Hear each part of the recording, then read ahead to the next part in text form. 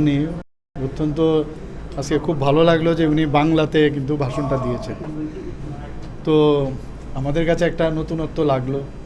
প্রথমে ককবরক দিয়ে শুরু করেছেন, আবার বাংলাও বলেছেন, আবার লাস্টে দিয়ে ইংলিশও বলেছেন। তো সব মিলিয়ে ইউনিটি ইন ডাইভার্সিটির যে ল্যাঙ্গুয়েজ আজকে কিন্তু আমরা দেখতে পেলাম।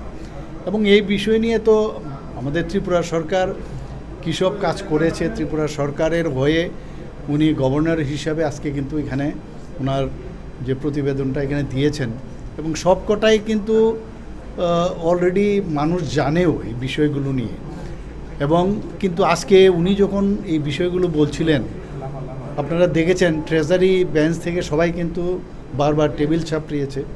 অর্থাৎ এত এত কাজ এই গভর্নমেন্ট করেছে, এবং লাস্টে দিয়ে উনি বললেন আমি মেইন কথাগুলো খালি বললাম, বাকি এত কাজ এই সরকার করেছেন যে সময়ের কারণেও এটা একটা সমস্যা হয়।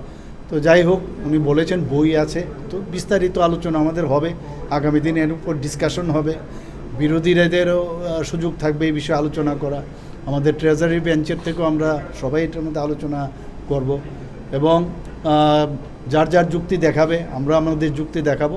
কিন্তু সর্বসাকুল্যে আমার মনে হয় খুব ভালো ওনার যে বক্তব্য আজকে উনি বিধানসভায় দিয়েছেন। স্যার, আপনি মুখিয়ে থাকে সরকারি কর্মচারীরা, এবারের বাজেটে সরকারি কর্মচারীদের জন্য কোনো সুখবর বা নিয়ে অ্যাডভান্স তো বলা ভেরি মুশকিল। এখন তো বাজেট তো পেশ হয়নি না, বাজেট পেশ হোক তারপরে দেখা যাক।